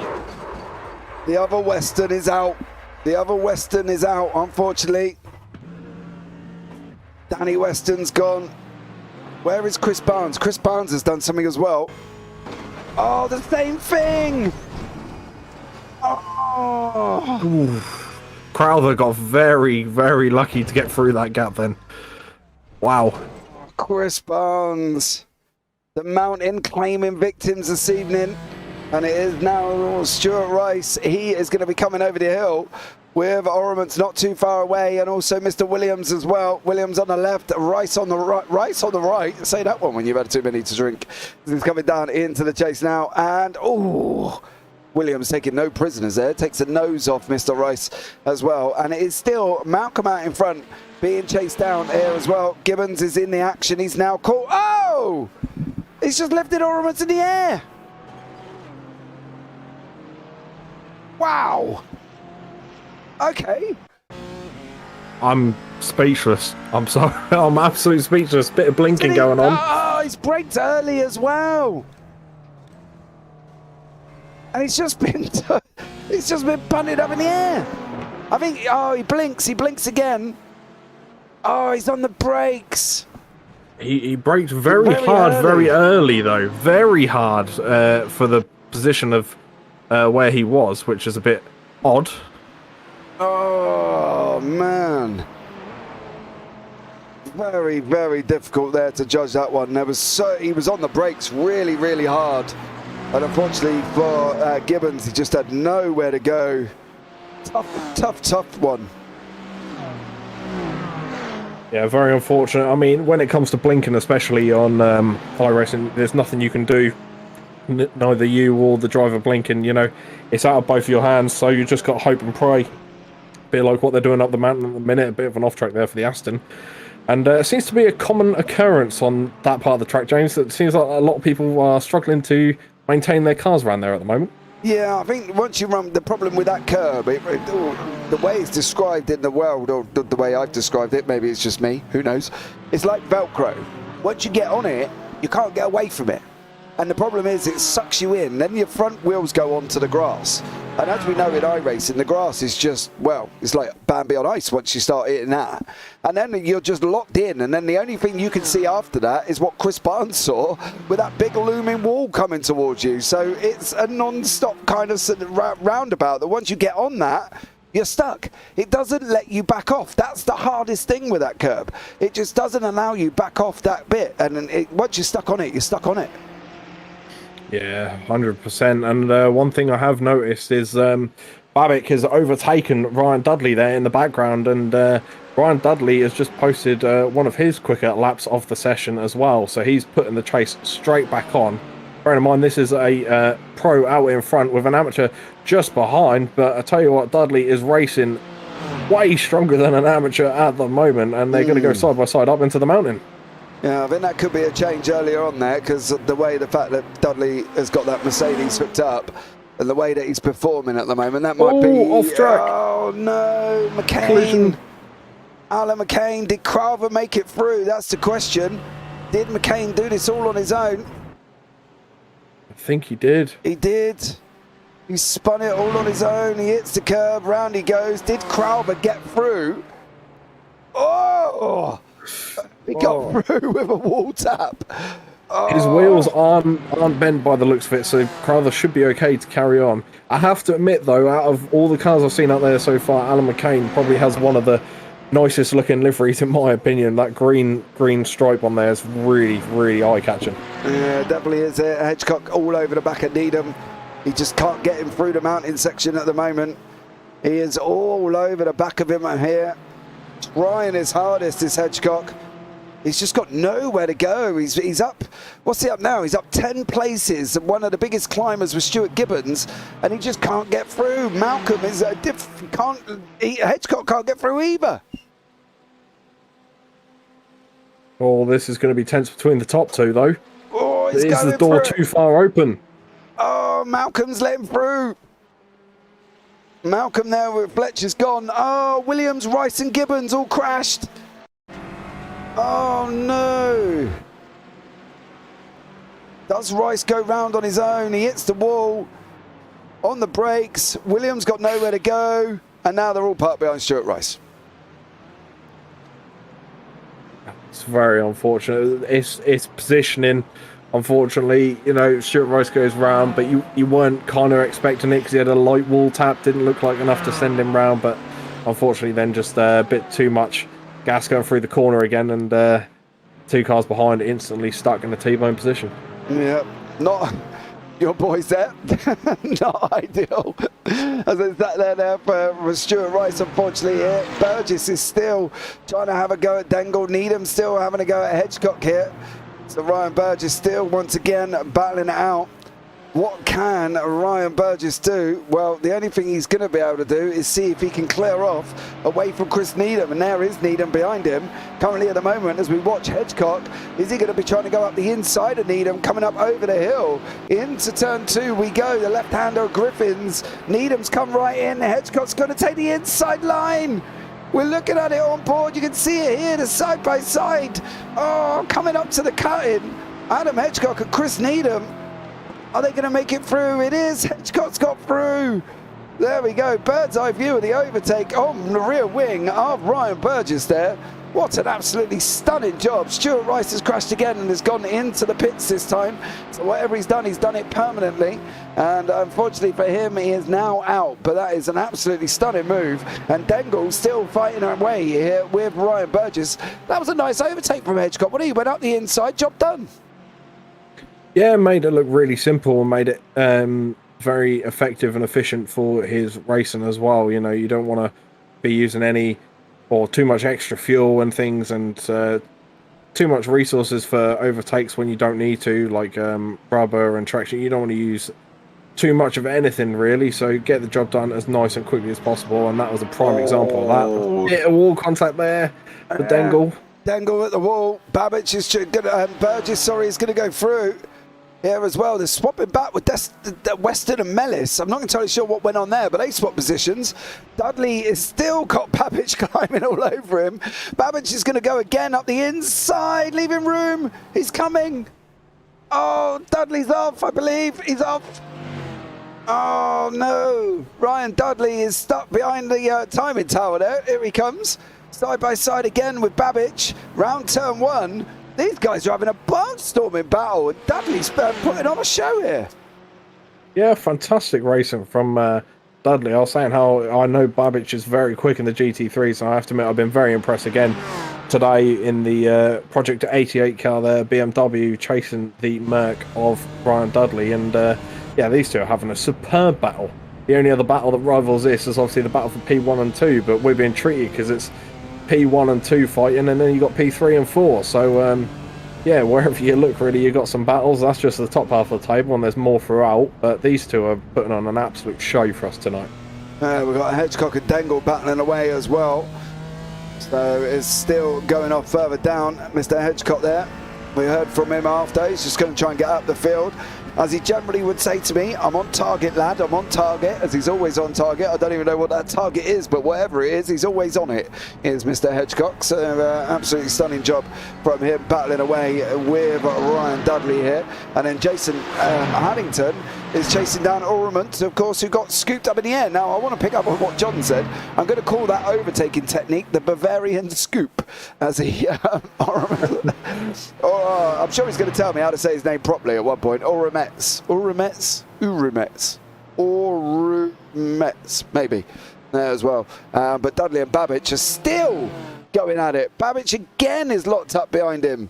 What can Babbage do this time around? Is he going to be able to get Ryan Dudley? There is Babbage there. There is Dudley in front of us as we're going under the bridge once more, coming down to the right-hander before we go down into the chase, down into the chicane. Babbage is not going to be close enough this time around. We're expecting pit stops to start very, very shortly because these guys are going to not have enough fuel to get to the end. Babbage is going to look around the outside of the final corner. Dudley's on our left here. You can see him there to the left-hand side. Is Babbage going to try? Is he going to try to cut back the old switcheroo, as Zach Sweeney would say? And then he's not this time around. So we're going to go once more. Hedgecock's trying to go. Oh, no! Hedgecock and Dengle, and then out of the blue, Needham comes straight through the middle, and there's Dengle facing the other way. Not ideal for him, as Mr. Hedgecock just went in far too hot, and Jamie Dengle went off track there. I'm sure Mr. Hedgecock will apologise the fact that he's just got in too hot, too early. Not an ideal scenario. We'll have a look again. Here he comes. He just goes in too quick. I don't know if Dengle might have come across the nose a little bit there, though. So that's one for the stewards to have a look at. Or, well, we're saying how we don't do stewarding, but we'll have a look and go, oh yeah, all right then, that happened. Yeah, it was a bit of a weird one because the door looked open, and McLaren, yeah, it's gone in a bit hot, but also the door looked open. So, I mean, he's got, in a way, every right to sort of go in, and I wouldn't say he really closed the nose off at all. It was just a bit of a coming together, unfortunately, and because by that point you've got the Aston already halfway around the corner at least. So yeah, it was a tough one, wasn't it? Because the door, as you say, the door was open, and he could have gone for it. Yeah, 100%. You know, if the door's open, you're going to go for it, and in that split second, you've got to make a decision, either yes or no. And at that point, it was a yes for the McLaren, and yeah, unfortunately, goes into the side of the Aston Martin. Yeah, definitely there as well. Pit stop should be starting very, very shortly. We're expecting them within about the 20 minutes to 15-minute marker there as well. VJ, poor Jamie, he puts after a long no. So, yeah, unfortunately for Mr. Dengle there. Not entirely sure if the door closed on Hedgecock, because the gap was there. I'm not going to lie, it was there. I have to admit, if that was me in that situation, I probably would have done the same. I probably would have gone for the gap because I'd have seen it. So I can't lie, I've got to hold my hands up there. I probably would have done the same as what happened in the McLaren. Yeah, definitely there as well. There is the opening pit stopper. It is Mr. Babbage into the pits. He's going to try the undercut here on Mr. Dudley and see how that one works out. We did say it's going to be within about 20 minutes, and we're just approaching that marker now. Jordan Malcolm is still tucked up behind Mark Fletcher. He's about 6 tenths back at the moment. For Malcolm, do we think an under, over, or do we think he's got to just close off Hedgecock, follow him in? Fletcher, sorry. It's a tricky one, because you know, you've seen many situations where you can try and undercut, and there's all sorts of different pit strategies that you could do here. But if I was Malcolm, I'd be copying Fletcher's every move. I'd be copying him every single lap of the race, because we've seen Malcolm in front. Obviously, we can see Fletcher in front as well. So both of these have got what it takes, and they will battle it out to the line, I imagine. But I think for that to happen, they both have to pit at the same time. I think running a pit at a different time completely is running a bit of a risk, in my opinion. So if I was Malcolm, I'd be copying Fletcher's every move. Well, Babbage has come out right beside Williams here as well. Williams has kept going, is now second in the AMS, up 11 places. He's still got to pit, mind you. Pit lane times of around about, if we go off what Babbage has done, 55 seconds there as well. Times around that after as well. Minute 58 for Ormond and McCain, and we've got 49 for Burgess. I'm not entirely sure how he's ended up doing nearly a 7-second stop quicker than his teammate Dan Babbage there, but Babbage is locked up behind Williams at the moment. He could do, in a weird kind of way, Williams kind of moving out the way at the moment. I'm not saying Williams is going to move out the way, and he has every right to be there, but he kind of could do with that. Fletcher goes round again, so does Malcolm. What about Dudley? What's he going to do? He looks like he's going to be coming through the chase. Is he going to be going in at the moment with Babbage sitting in 7th place? He's not. He's gone round again as well, and Babbage is still behind Williams, unfortunately, going through that mountain section. So he does need to clear him as soon as possible, Callum, to make this strategy work.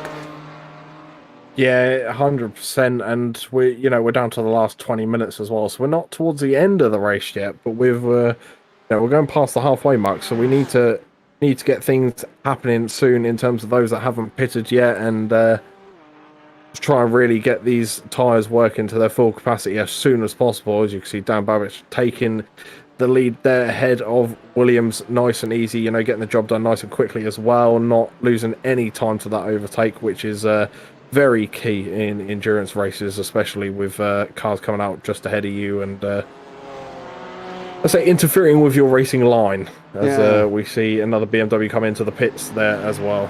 Yeah, Ormet's come in, Kevin Launay's in as well. Danny Weston's not gone in yet. Neither has Stephen Mellis. Alan McCain has, and he's in currently. Just got up the inside of Mellis. Oh, Danny Weston's on the grass. That's going to jeopardise him on the run up into turn 2. We've lost Gibbons, we've lost Charnier, we've lost Tom Weston. Danny Weston's still going on the right-hand side, but he has just gone onto the grass. He's moved over and allowed Alan McCain through. We've got Cabernet Launay trying to make the move past Crowther. Crowther's trying to make the inside move work over Mellis. Is Mellis going to give him room? Not really. He didn't do anything wrong, but boy, oh boy, for Crowther, he nearly lost his nose there. It was nearly an operation at the plastic surgeons for Derek Crowther, as Delaunay now is stuck up right behind him as well. This is an epic little fight here.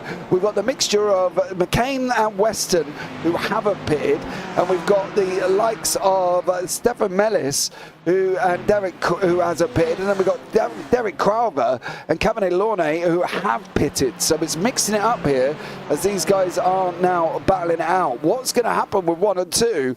They've gone round again in that McLaren. Still, they've got to be on fumes by now, haven't they? I think, if my memory serves me correctly, I believe it's either the McLaren or the Mercedes that has the biggest fuel tank in the GT4 classes.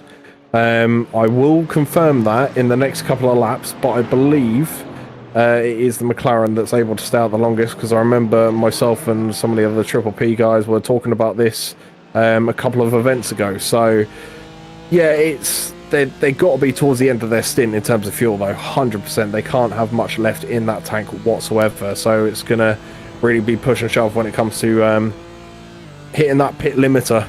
Now at the correct point. It's going to be tight watching Fletcher and Malcolm come into the pits, that's for sure. Yeah, definitely will be there as well. As you see here, Mellis, Weston, Crowther. Crowther could do with the likes of Weston and Mellis going into the pits, I'm not going to lie. They're on the left-hand side. There goes Weston. Mellis is going to go again. Maybe it is the McLaren. When Mellis is in the McLaren as well, he's going to be side by side with Crowther. Is Crowther going to sweep round the outside? I think he's going to have the job done, you know, going down into turn 1. Mellis has got to send it in deep. Mellis on the right-hand side. He's got to go in hot into turn 1 here. If he doesn't get it stopped, he's going to run it out. Oh, he does, but he manages to hold it. Delaunay just sitting there watching all of this action, thinking, give me some of this, son, as he's now trying to get involved with Stefan Mellis. Konnichiwa from Japan. Good evening. Welcome in. Thank you very much. Delaunay now trying to go around the outside of Mellis into turn 1. He's going to run him wide. Where is Mellis? Is Mellis going to give him room? Delaunay's giving him room. Mellis is coming back up the inside again. There is that McLaren giving him the room. Delaunay went to run around the outside. Couldn't make that move there as well, as he goes up now into the cutting. And once again, they're going to be as they are going through this section.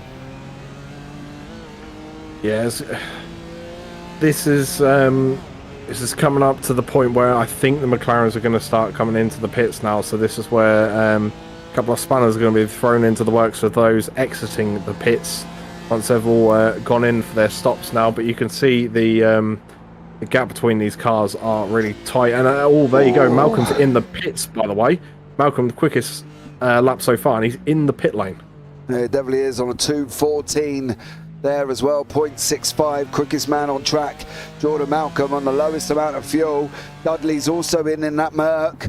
So Dudley and Malcolm, so it's all dependent on where this man and what is he going to do and how close is he going to come out to Ryan Dudley, because them two were locking horns, weren't they? They were literally nose to tail before Babbage decided enough's enough, I've got to go in.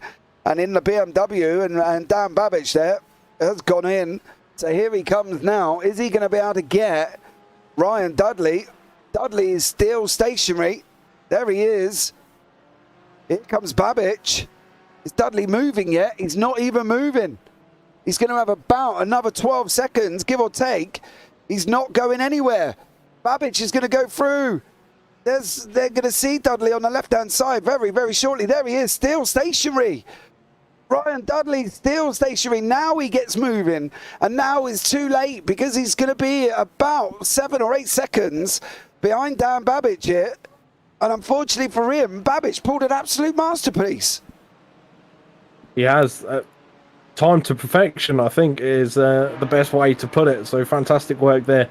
Babbage puts him up the spot, and now is going to have to work to get that 6 seconds down onto Needham, who's in P3 currently. Yeah, Needham is there, but Needham has not pitted yet. Neither has Fletcher. Needham's in the Porsche. I'm surprised he hasn't had to go in yet. That Porsche's got to be running on fumes. Williams has just gone in and out the other side. Hannington, Mellis is now in. Hedgecock is now pitted and is up into 10th place. He's up plus 11.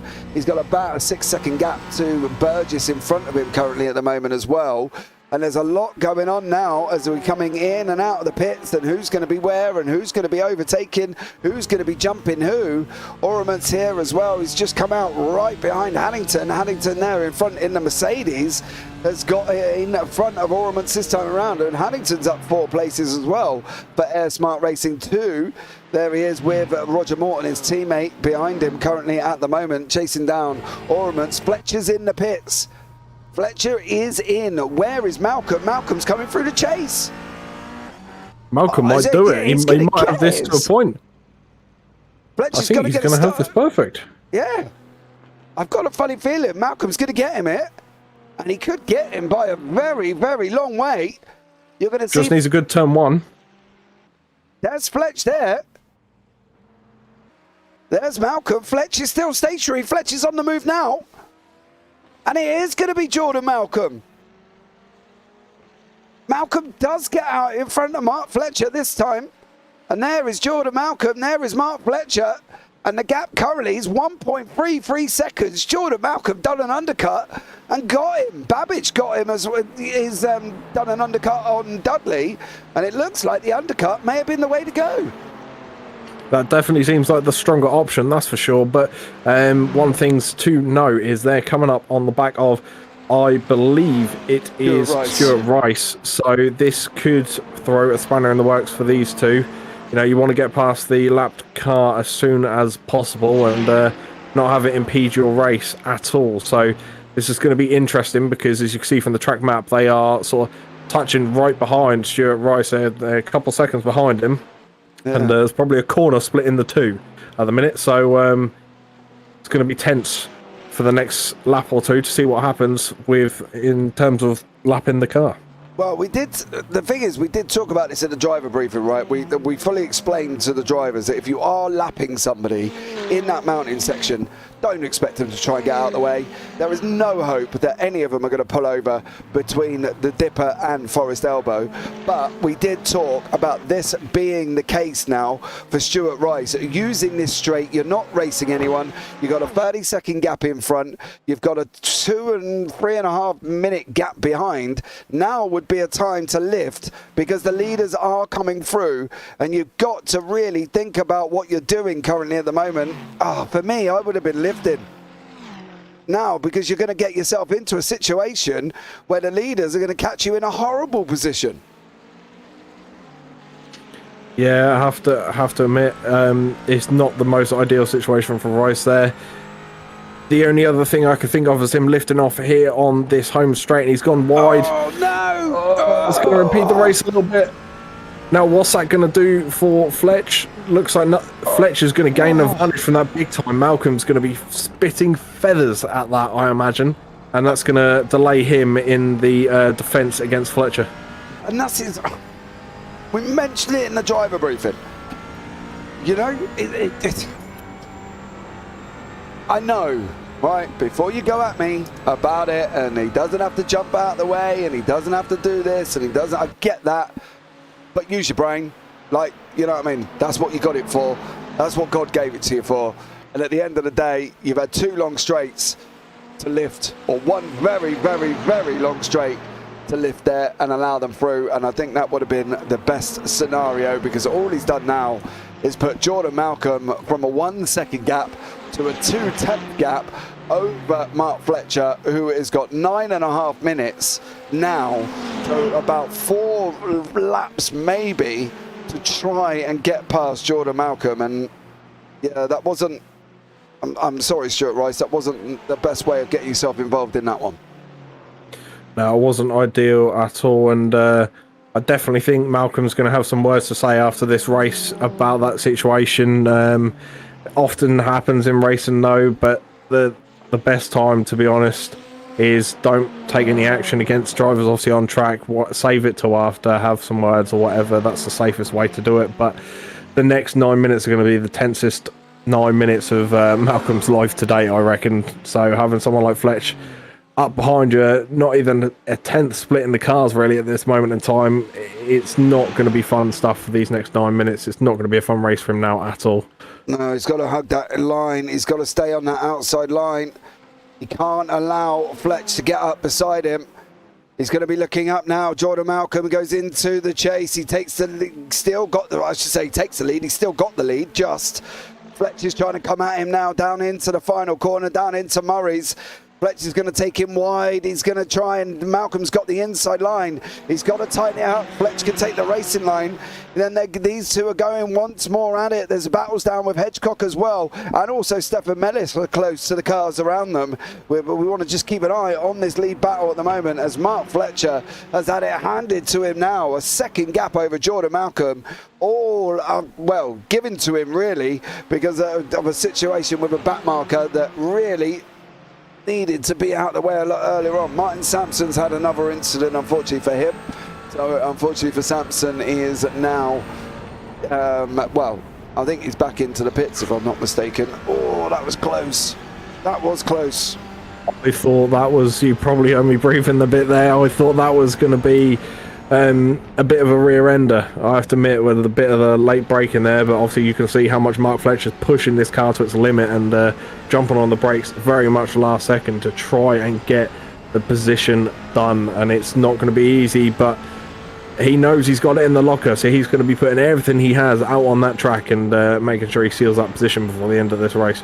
Yeah, definitely here as well, but it's going to be tough, these guys. Oh, Malcolm, stay off that. No, Fletch. Just, oh, thought he was going to take him too wide then. Don't want to be doing that. It's like he heard you then, James. I know, he backs off, doesn't he? So the thing is, right, Fletch does commentary with me on the Clios, you know, and he is sensible. I'll give him his credit where credit's due. You know, he's not sitting at a 6.3 KI rating for no reason. Do you know what I mean? He's very sensible about what he's doing. So at the end of the day, however, that Forest elbow did not provide him the best exit. Hedgecock still got Needham currently in front of him as well, and Mr. Hedgecock trying to clear the Porsche of Needham, didn't quite jump him in the pit stops. Needham did come out in front of him, but these two leaders again are battling it out, and Fletcher's still going back at Malcolm once more time down into the chase. Who's going to get the better run? Malcolm here, the Australian, the BSC NASCAR champion for last season, has now brought himself onto road circuits. The Australian, I don't know, God forbid what time it is over there currently at the moment, but I think it's very early in the morning if I'm not mistaken. Oh, he's run the grass. Is this Fletcher's opportunity? He's being squeezed. Malcolm's gonna squeeze him. Oh, yeah, Malcolm again on the curb. God, how there wasn't contact is incredible between these two drivers. Oh, I do not know. That's incredible. So I can't believe they both got around that corner with no contact, but it's going to be the same here leading up through the mountain. Yeah, side by side they're going to go again. This is absolute epic action from the leaders here. Mark Fletcher and Jordan Malcolm, 5.5 minutes remaining. Can Malcolm hang on? There's been a big one with Crowther. Crowther's gone off. Sampson's gone off. Dudley's been off as well. And for Dudley, he's lost that third place to McCain by about 6.5 seconds, and has now got to Babbage, and he's now got McCain right up behind him as well. Alan McCain now trying to go on the left-hand side, the man from Northern Ireland. Here we go. He's running him down the straight. They're going to be too wide going into turn one. Two Mercedes together. Dudley lost it on the pit stops, and is now, can McCain stop it? He's not gonna stop. Oh, only just stops it.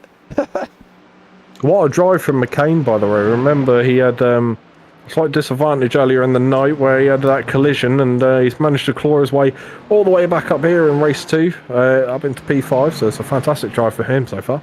Hedgecock has cleared Needham finally. So Adam Hedgecock got past Chris Needham.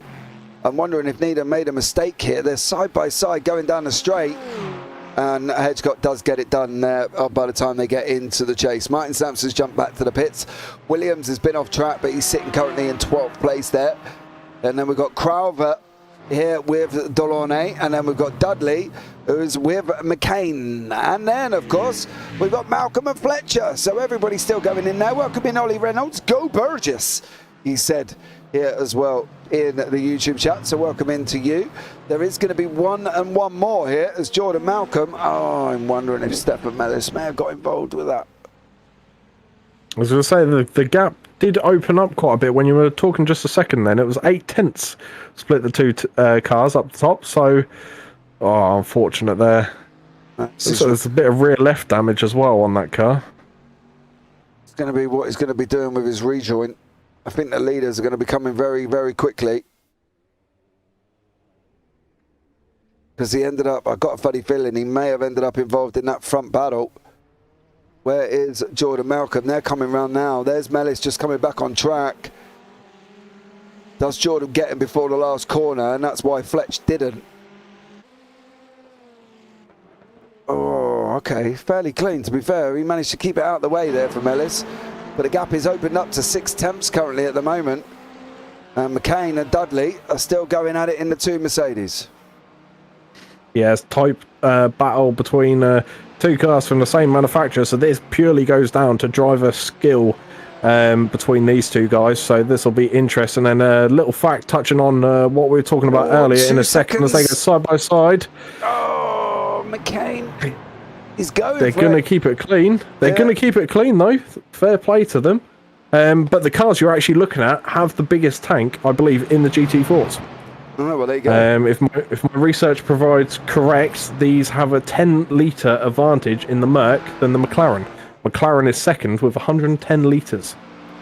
Wow. Okay. So if my research is correct, that's the biggest fuel tank right there in those two cars. Well, there we go. That'd be why there was very late pit stops there from them guys. And it is due to the fact that the Merc has got very, very big pit stops. Oh, Malcolm must have gone off. He must have gone off because, he's running the wall. Oh, no. That's a nasty one. Maybe a bit of front right damage there. Yeah, look, there's a bit of fender bender action, that's for sure. But whether there's wheel, Malcolm goes in hot, and Fletcher's got through. See, he's easing off the power a lot. I think his car's pulling, possibly to the right. I think he was easing off on the power through the mountain there. So I think that could be him out of the race for the lead now completely. You can see the gap is still opening up, 3.1 seconds and climbing. It's not looking good for Malcolm. I think that is his spell for the lead done, unfortunately. McCain is not done with Dudley. The Am and the Pros still going at it. McCain in the green and black there. Dudley in the car in front in the Merc as well. And these guys still battling it out here on track currently at the moment. Last lap for these guys. It's the final lap for the leaders as well. We just saw Barney waving. Here we go. It's going to be the final lap of the race. Is McCain going to get through? Is Fletch going to hold on? And then it's going to be done and dusted. Next week with Fertile and Patton could be close four-way fight at the front. I don't know if Patton is in this, you know, because they've not accepted the league invite. I did see something about Patton not racing, so because he was going to be Arthur Fertile's teammate. So, yeah, I'm not entirely sure if Patton is coming into this, Dan Lewis. I've got to be honest. Dudley gets a slide there. McCain now locks him up behind him. It's going to be tough here. Let's see how this one pans out. Can Dudley hold on? That's going to be the question. Can he hold on? I'm putting my money on Dudley here. He's got some good pace, and we've seen it earlier when he was fighting with Babbage. Unfortunately, he's dropped back a bit now, but I do think he's got what it takes in his locker to hold off McCain in the black and green Merc there. You see flying past your camera beautifully down the mountain so far. So here we go.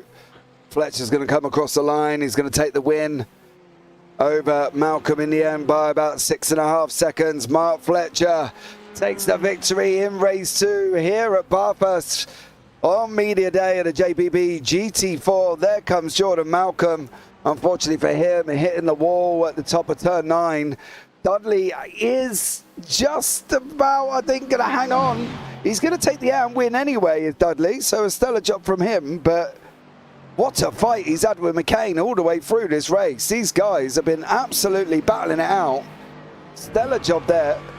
There's Alan McCain. We're going to keep an eye. Is there going to be any mistakes into the final corner? I think Dudley braked well early there just to make sure he's going to get through, but it is going to be Ryan Dudley takes the AM victory.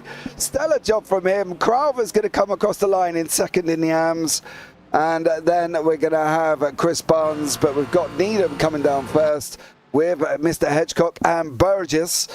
So there is Ryan Burgess coming across the line in 8th overall, 6th in class.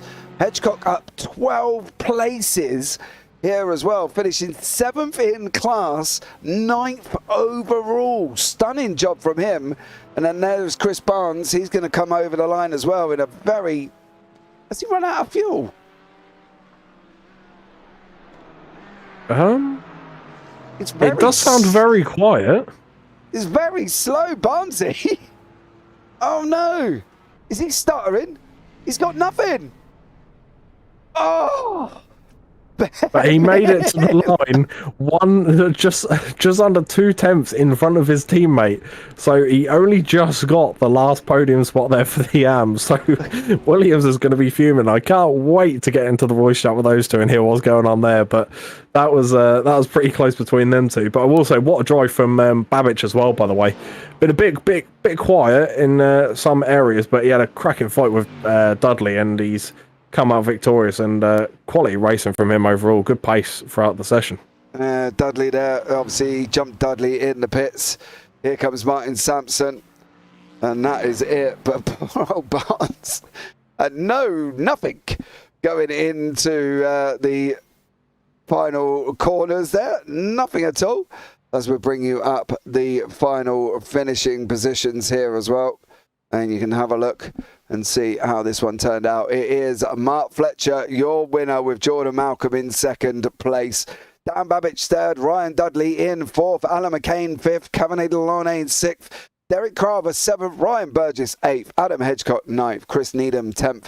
Chris Barnes just crosses the line. And just before Rob Williams, as Barnesy had no fuel there as well. I see Williams didn't exactly push him to help him there. Williams was like, no, I want that position. Danny Weston comes through in 13th, Roger Morton 14th, Jason Addington 15th, Jamie Dengle 16th, and Stefan Mellis is in 17th place there. Beyond that, we've got Stuart Rice, Martin Sampson, please tell me how to say your name, Toro Uramets, Stuart Gibbons, Arnold Chonier, Tom Weston, and Marnik Heister. But that was your media day here, and I think you got to admit it was an absolute classic of a race, and one that was just unbelievable. I wonder if I can get in. Did he run out of fuel? Let's move him to the waiting room and have a chat here as well with Mr. Chris Barnes there, who just made it across the line on fumes. Did you, Chris? Yeah, just coming down the back straight. It what on you, sir? You've cut out on me. Oh, he's fiddling with his VR. Yeah. Hold on, give him a minute. It coughed out on me coming down the back straight, and that was it. Oh, mate. You made it ahead of your teammate, just mind you. I know, only just. It was literally photo finish, wasn't it? Yeah, but you would have thought as a teammate, he might have given you a push, wouldn't he? He was talking about it down the back straight, and then he realised he was in a fight with the car behind him, so he was like, sorry, mate, I'm going to leave you as you are. So it was like, right, I've got to get across this somehow. Well, so yeah, I stuck across the glass there, and it just saved my bacon. Well, stuttered across Mr. Barnes and did it under full stuttery there as well. But how did you enjoy it? Did you enjoy the race? I loved it. It was great fun. Awesome bash tonight, apart from my silly mistakes, which is always, but yeah, no, I really enjoyed it. Great race in there. The start was a bit crazy, the 3 wide into the first turn, but I came out of that all right. And then, yeah, second race, just binned it on my own accord. Yeah, and hit the wall as well, didn't you? Quite hard. Quite hard. Yeah. Hit the wall in race 1, I believe, didn't you? Was it race 1? Yeah, I did it both times at the top of the mountain, yeah. Oh. So I've been doing it in practice, getting it on that curb and flick of oversteer and I was saving it. So when it first went, I was like, this is all right. And then boom, it was gone and it was, oh dear. And then the second time I nearly took Deck with me as well. So I'm glad I missed him. Ooh. No, you took, no, you didn't take Hedgecock. It was Sean Onyea you got Adam Hedgecock. Well, mate, congratulations anyway on your podium in the AMS there. Stellar job. Anyone you want to shout out before we let you go? Oh, just you guys for doing a brilliant job as always. My teammates and the SRL boys. Yeah, nice one. Keep up the good work. Awesome stuff. Well, thank you so much for joining us there, Chris. And we'll catch up with you soon. Take care. All right, next I want to bring in the man who recently became the BSC NASCAR champion and then was leading the race and unfortunately hit the wall, Mr. Jordan Malcolm. Good evening, Mr. Malcolm. How are you, sir? I'm doing well. I just ran out of talent today. Well, it was a good battle though, mate, wasn't you? It was a stellar job. Yeah, but it was a good battle with Fletch there. You know, just I didn't really have the pace, and just again, fuel strategy got me in front. I didn't want to lead those first couple of laps. I was just more than happy to sit behind him and just coast into all the corners and jump in the pit stop. You know, I love to do that, James. Yep. But yeah, no, it was a good battle with Fletch, and yeah, just hit a wall on the top, hit the inside wall, which threw me into the outside wall, unfortunately. Yeah, well, you've had Aaron Brusso's been in chat as well, supporting you, giving you love as always. So he's been here as well. But look, mate, opening race, you know, not a bad shout at all. It's the first time I've seen you on a road circuit, bar not in a NASCAR, of course. And you've done an absolutely stellar job. Are you looking forward to the season? Yeah, mate. The GT4 for me is probably my favourite car to drive on iRacing. So once I came into the league and saw there's a GT4, I was keen to give it a try. Well, mate, what's the ambitions for this season? Top 3 in the championship, I think, is the ambition. Like, if I'm just up the front competing, then that's all I can ask for, really. Definitely as well, Jordan. Well, it's been a pleasure watching you today. You've done an absolutely stellar job. Anyone you want to give a shout out to before we let you go? Yeah, Alex, shout out for the livery. The Killer Brownie Company livery looks absolutely mega on track. Yeah, just obviously the sim racing community and yeah, this whole league. Thank you guys for broadcasting as well. No worries, Jordan. Well, look forward to seeing you for the opening round of the BSC, and looking forward to that one. And see you next week, bud. Yep, see you next week. Take care, mate.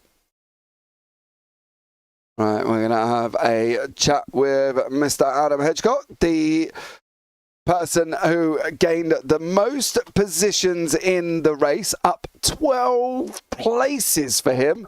And I'm sure, as always, when we talk to him, he always tells me he's on target. Maybe this was his target. Let's find out. Mr. Hedgecock, welcome in. Hi. Hello. Do you have a tissue? I've got a nosebleed. Why, is that from being up so high? all of those positions. I don't know what to do with myself. Oh, you've done a stellar job, mate. It was fun. It was real fun. Great battling with Chris. Chris Needham, by the way. Yep. It's so hard to get by. Like the back of his car is wider than any other car on track. It seemed the undercut was very strong today, though. It was. It helped. I think because the track was pretty hot. I think just getting a little bit of cooling off and a bit of free air was, that was a good thing. And certainly there was a few people I noticed got, big gains from it. Yeah, definitely it was there. And, Fletch, your teammate, took the victory. Very lucky with Jordan Malcolm hitting a wall, mind you, but he did have an absolutely barnstorming battle. Tell me what your aspirations are this season, mate. Well, I've got my targets. I've got my goals. So are we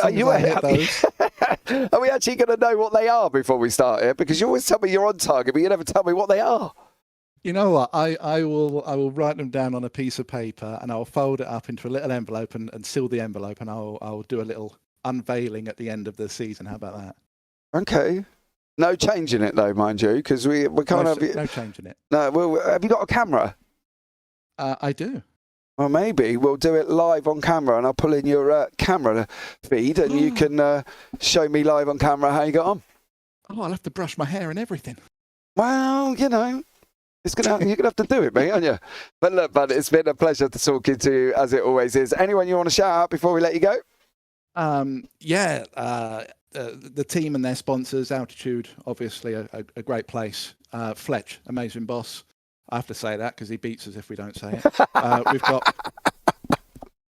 We've got our actual sponsors of Freem, Sim Stickers, Sim Racing Studio, Grumpy Dad Designs, Mr. Hedgeye Racing Photography. I think that's all of them. And then to you guys, I've had the broadcast on in the background while I've been racing. It's been a hoot listening to it. So well done, fair play, and I can't wait to watch it back tomorrow. Awesome stuff, mate. Well, thank you so much for joining us, bud. And I'll look catching up for you as the season goes on. Yep, cheers, buddy. Take care, mate. Right, we're going to have a chat with Mr. Ryan Burgess, who finished 6th in the Pro Class, 8th overall this evening in the Project 88. Aston Martin couldn't get quite close enough to his teammate of Mr. Dan Babbage, but had an absolutely stellar race there as well. Ryan, welcome in. How are you, sir? Tired. How are you guys? Well, not as tired as you by the sounds of it. Was it tough, mate? Yeah, that was tough. I haven't actually raced on this track, on this service. I think the last time I raced on this track was GT Sport a few years ago. So it was definitely a learning curve. I mean, I hit the wall in the first lap of the feature race. And I had bent steering for the entire first stint. Ooh. So it was mainly just trying to keep in the slipstream of the cars in front until the pit stops. Yeah, that's always tough when you do that there, bud, isn't it? Going forward, 10 race calendar with Monza being the opening round. What's I don't know if you've had a look at the calendar, mate. I was going to say, what's your favourite track of the season? I think it's going to be Monza. You think? I do love Monza. The chicanes are always carnage, and it's a track that I typically go really well on. I just wanted to speak for Dan as well. He's actually suffering from fever, so I think he's done a really good job getting a podium. Yeah, he's done an absolute stellar race. He had a wicked battle with Ryan Dudley, mind you. Yeah, he was. We were in chat together, and he's really, really enjoying it. So going forward, what's Mr. Burgess's targets for this season? To not embarrass myself on the live streams. That was always a good thing. By having big crashes. I just want to have good battles and just enjoy myself, really. I'm not too bothered about winning races, just as long as I perform well for the team, try and help us possibly win or get top 3 in the championship. Yeah, that's don't forget there are trophies for that as well. So, a nice little trophy is going to fit well on the Ryan Burgess's trophy cabinet, no doubt. It's very empty at the moment. Is it? How many's it got in it? It's only got one karting one. Oh, okay. Well, maybe we can help add to that as well. Don't forget top 3 in Pro and Ams, mate. Give it a go. I'll try my best. No promises, though. Oh, well, okay. Well, we won't take that anyway. But, you have a good go, Ryan. Thanks so much for joining us, bud. Cheers, Anyone James. you want to Cheers, shout guys. out before we let you go? No. Just okay. Watch out for the Project 88 team. Okay, mate. No worries at all. Well, take care, bud, and we'll catch up with you soon. Thanks. Cheers. Right, let's bring in your overall pro winner. He wins race 1 quite comfortably. He goes on to race 2, hits a wall on turn 2, loses the lead, and then Jordan Malcolm goes and hits the wall on the second to last lap, and Mark Fletcher comes through, takes the victory. Mark, welcome in. How are you, sir? I had that going a little bit differently in my head before I started that race. Yeah, I want to just touch on something, because there was a little DM you sent me before, wasn't it? It said, my goal for race 2, have more than a 1 second gap between my best and worst lap. Okay, so your best was 2:14, your last lap was 2:16. Yeah, So, no, you didn't get your 1 second. No. But fair play. What a battle that was.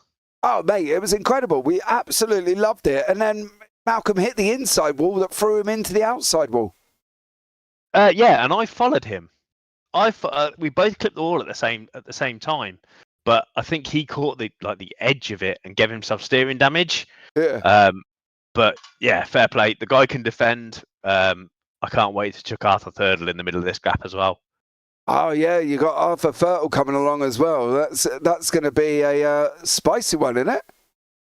Yeah, we've been speaking quite a lot this week. I don't know what car he's going in. He won't tell me. Obviously, I've put my cards on the table now that me and Adam are in the Macca. But yeah, it should be a decent fight because we know Arthur's quick, and yeah, Jordan is coming in to make it a 3. Well, I can tell you now it's going to be the Aston Martin. I'd be surprised if Arthur takes anything other than that, to be honest. If he turns up in a different car, I'll be very shocked. But normally it's the Aston Martin for GT4s for Arthur. Oh yeah, we'll see then. So that'd be good. 3, well, a good spread of manufacturers in the series anyway. So yeah, we've had a full house tonight. The McLaren, the BMW, the Mercedes, and the Porsche and the Aston Martin. All right, Fletch, what's your targets for the season? I definitely want to win the team championship. Adam's a class teammate. Obviously, does all of our social media, all of our pictures and stuff. So yeah, he's very consistent as Ad. So I want to win the team championship, and I'm going to go for the pro championship, and I won't settle for second. Okay. Well, Mark, thank you so much for joining us, bud. Anyone you want to shout out before we let you go? Yeah, Hedge, who has informed I'm going to give him the slipper afterwards for not shouting out the sponsors. He did. JD Designs. He also said I need to shout out Mark the boss just in case he slaps me. He slaps me because if we don't do that. Yeah, exactly. So Edge is getting the slipper for not shouting out the sponsors, which won himself. Sim Stickers, JD Designs, Freem, and Sim Racing Studio, and obviously, and Sim Stickers, who supply me with Brian, who will be my spotter for the season. So yeah, and yeah, thank you for broadcasting it. Look forward to watching it back. Awesome stuff, mate. Well, thank you so much for joining us there, bud, and we'll catch up with you soon. Cheers. Thanks, James. Take care. All right, there we go. That is everyone for tonight. And I think we've got to admit it was an absolute classic race. I love Jamie Dengle. Well, that was good till it wasn't, he's put. So unfortunately for him as well. Now, one of the other things that I've just read here makes me laugh when I've just read this as well. We were questioned why all tournaments, didn't we? Torno Ornaments went into the pits early, didn't we, Callum? We said we couldn't quite work out why, right? Well, he's put, this was a learning experience. Good idea not to lock my wife outside of the apartment when the feature race is just about to begin and she doesn't have the keys. Disconnect my PC from the TV so when someone turns it on during the race, my screen doesn't go black for 5 seconds. And when all of that happens, try to remain calm and don't overdrive the car. Oh my God. Well, if you're ever going to start a race, don't start it that way. I've got to be honest, not the best way of starting it there as well. But look, that was an absolute classic going forward. I think this season's going to be amazing. Yeah, I'm really pumped to be on this season, and I've got the honour of being alongside you for it as well. So really looking forward to this season and what it's going to bring, seeing the different manufacturer cars out there and all the different teams as well. So it'll be really fun to watch these guys race around some fantastic circuits we have coming up. Yeah, definitely will be as well, and one that's going to be an absolute classic here this season as well. So make sure you get yourself involved. If you want to come and join, go over to www.jpbroadcasting.com/league racing, and you've got the GT4s there as well. Don't forget, we're back on Monday with the Clios. We've got so much going on. Like, I need about 5 minutes just to tell you about it. We got the Big Dreams Little Voices is back again as well, so get yourself involved in that. 6 hours of Watkins, Glen, raising money for the Rainbow Trust.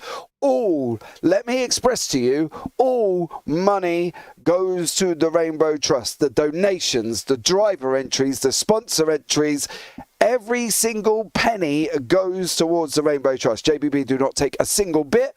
I do get to have the amazing pleasure of commentating with some amazing children who come and going to join me in the booth once more as well. So get yourselves involved in that one. That's absolutely paramount. That kicks off on June the 11th. Absolutely huge. Sign-ups are filling up fast. So come and join along for that one. Discord link, JPB Leagues, is down in the Discord below.